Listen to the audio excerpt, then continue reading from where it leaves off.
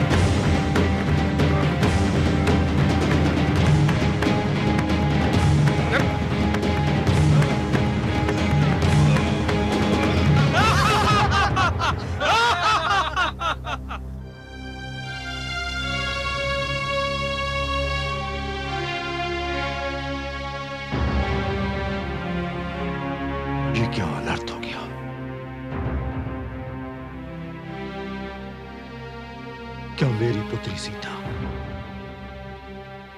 मेरी नयन तारा जीवन भर अविवाहित रह जाएगी? यदि मुझे ज्ञात होता तो मैं ये संकल्प ही न लेता।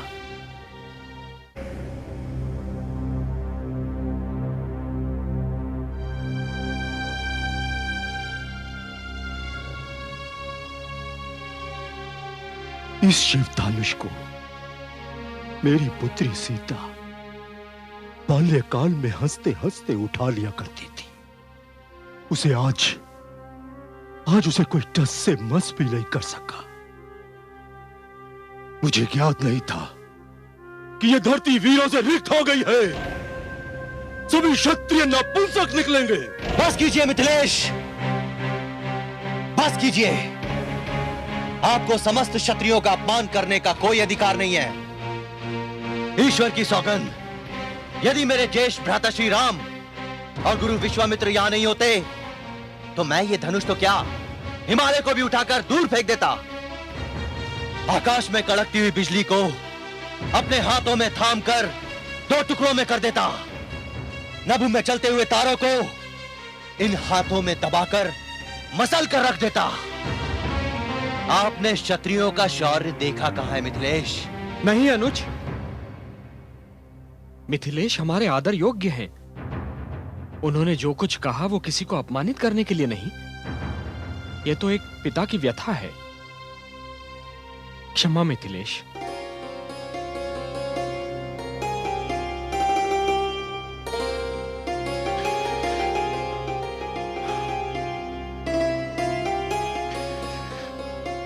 शिष्य राम,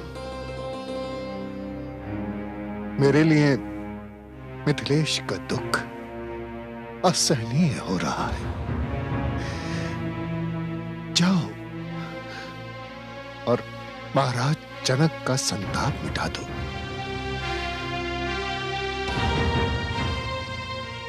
ये मेरा आदेश है। उठाओ धनुष और उसकी प्रत्यंचा चढ़ा दो। विजयी भव।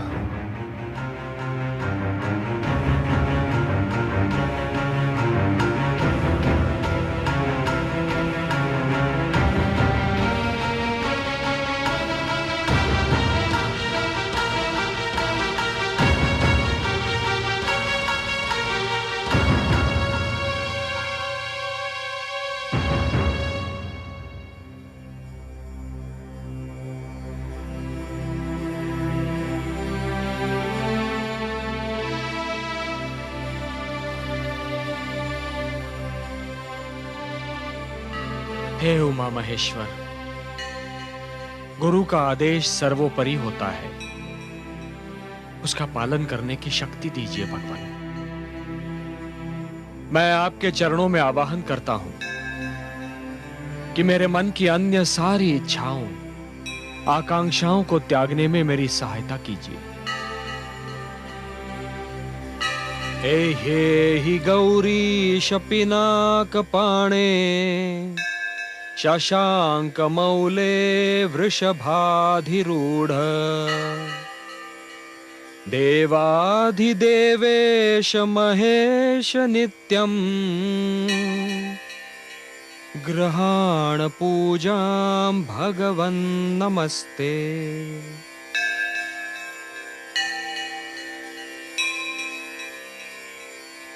हे पिनाकिन, सुगंधी द्रव्य स्वीकार कीजिए।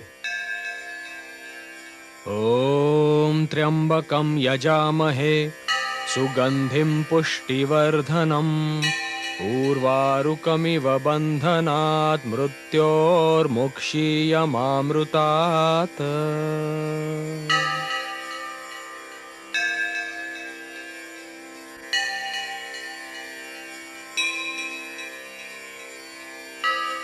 नीराजनं निर्मलदीप्तिमद्भिर्दीपाङ्कुरैरुज्ज्वलमुच्छ्रितैश्च घण्टानिनादेन समर्पयामि मृत्युञ्जयाय त्रिपुरान्तकाय।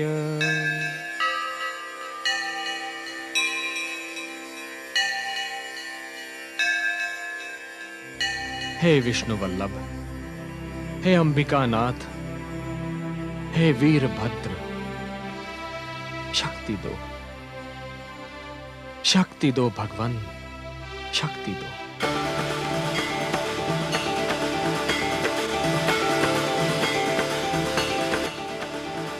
ओम नमः पार्वती पतये हर हर महादेव।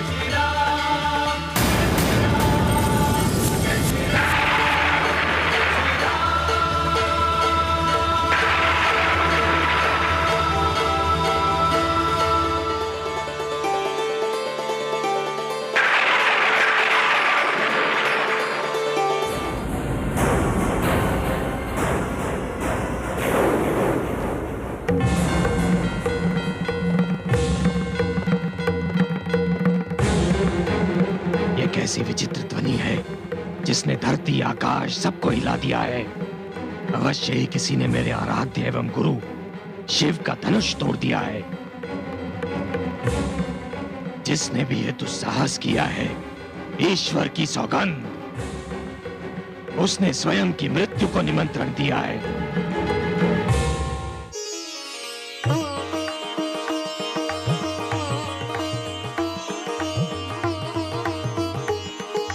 हे देवाधिदेव, आपको कोटि कोटि धन्यवाद। आपके इस दिव्य धनुष को उठाने का महान कार्य आपके आशीष के बिना असंभव था महादेव। मैं नतमस्तक हूं। हे गौरी माता, आपने सत्य ही कहा था। जिसका जिस पर सत्य स्नेह होता है, उससे वो मिलता ही है।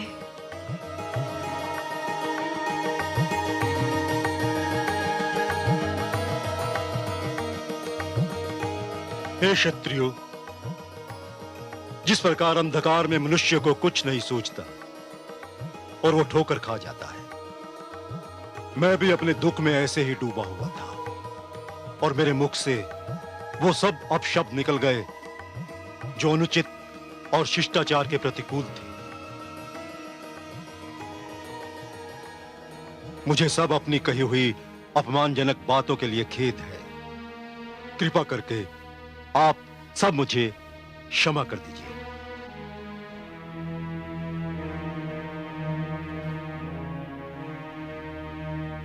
अब अपने पिता के वचन का पालन करो जनक नंदिनी। श्री राम ने स्वयंवर में स्वयं को तुम्हारे पति होने के योग्य सिद्ध कर दिया। जाओ, उनके गले में वरमाला पहनाओ। दीदी चलो।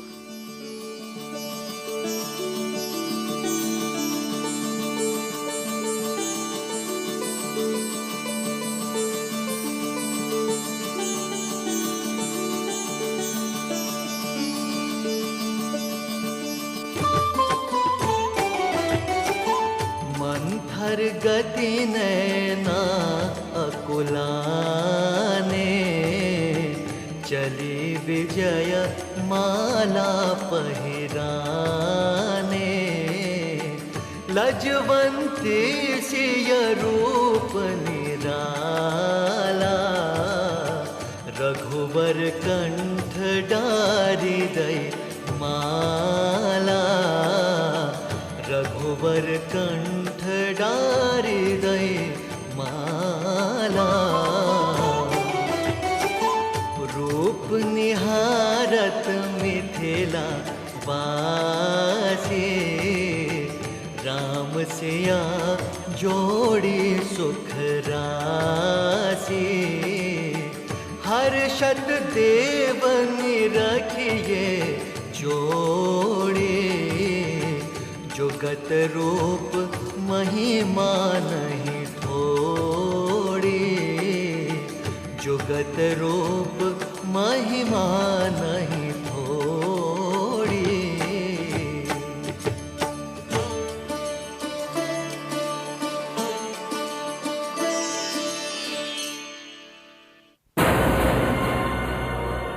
शंभो!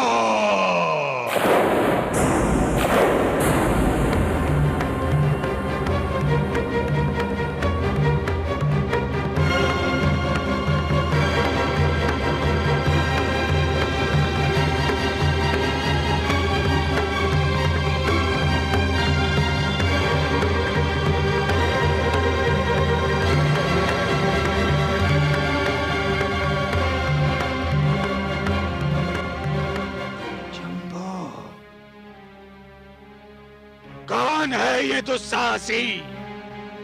कौन है? महाराज जनक! ऋषिवर,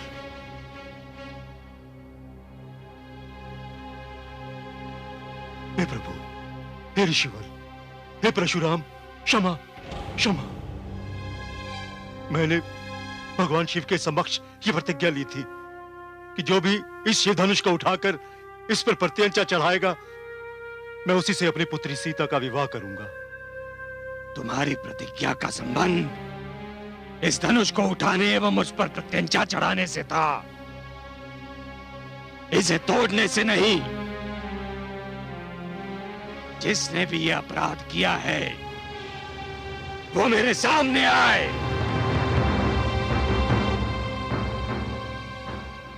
ऋषिवर, यदि यह अपराध था तो वो अपराधी ये दशरथ नंदन राम है।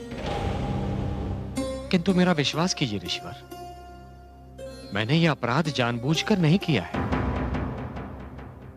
प्रत्यंचा चढ़ाने की चेष्टा में धनुष मुझसे टूट गया। यदि आपको इससे दुख पहुंचा है तो क्षमा प्रार्थी हूं।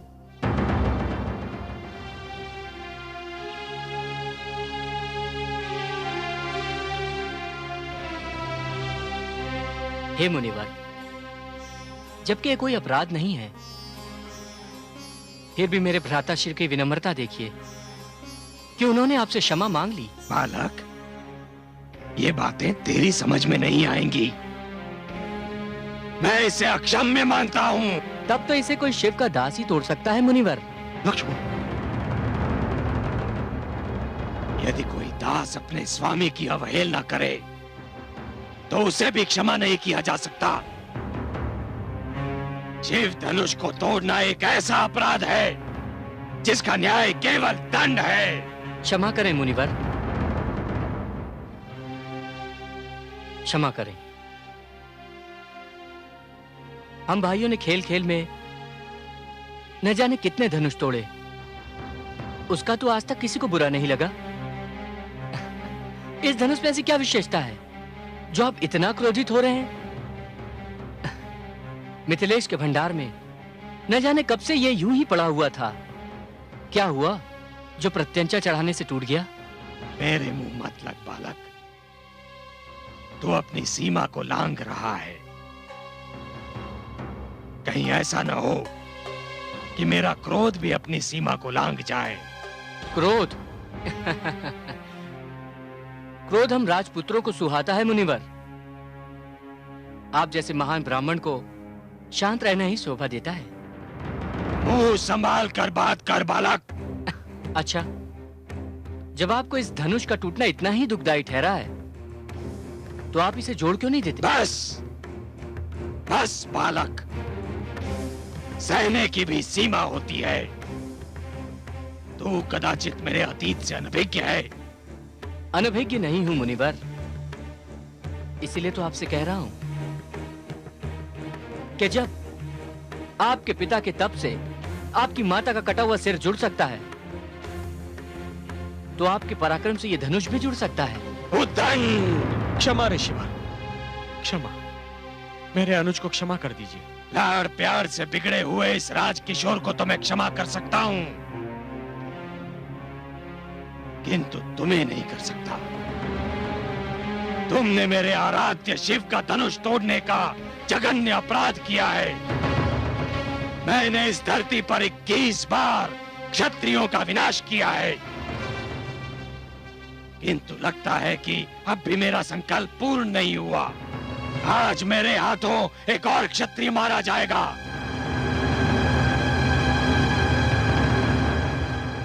तो अपना प्रण पूरा कीजिए मुनिवर। मैं तो भाग्यशाली हूं कि मेरा शीश स्वयं परशुराम जैसे महापुरुष की परशु की छाया में आ गया। किंतु मेरी एक बात अवश्य ध्यान से सुनिए मुनिवर। जिस प्रकार वाटिका के एक विषैले पौधे को नष्ट करने के लिए समस्त वाटिका को उजाड़ देना अनुचित है, उसी प्रकार एक अपराधी को दंडित करने के लिए उसकी समस्त पीढ़ियों को दंडित करना अनुचित है। मुनिवर, आपने एक क्षत्रिय से क्रोधित होकर उसकी समस्त पीढ़ियों का वध कर दिया। आप तो क्षत्रियों के अहंकार को नष्ट करना चाहते थे मुनिवर, किंतु आप स्वयं अपने ही अहंकार के बंदी हो गए। अब एक शब्द भी अपने मुंह से मत निकालना।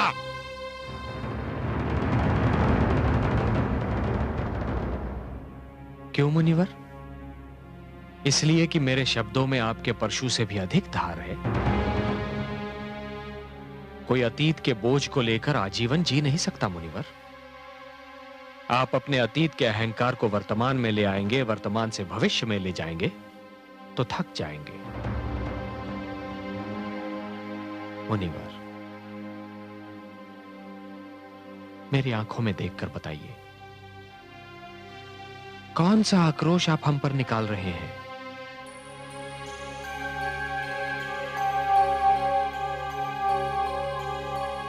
आदेश दीजिए मुनिवर। संभवतः तुम सत्य कह रहे हो रघुनंदन। मुझे अब शस्त्र की आवश्यकता नहीं है। ये लो, मेरे धनुष पर प्रत्यंचा चढ़ाओ। सोच लीजिए मुनिवर, कहीं ये भी टूट गया तो? अब ऐसा नहीं होगा राजकुमार।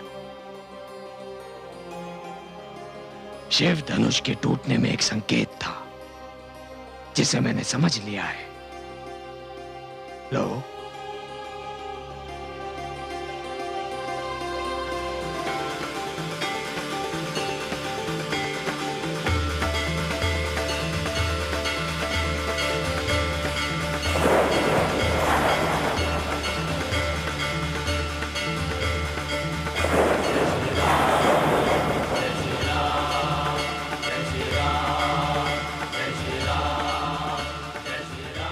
प्रभु,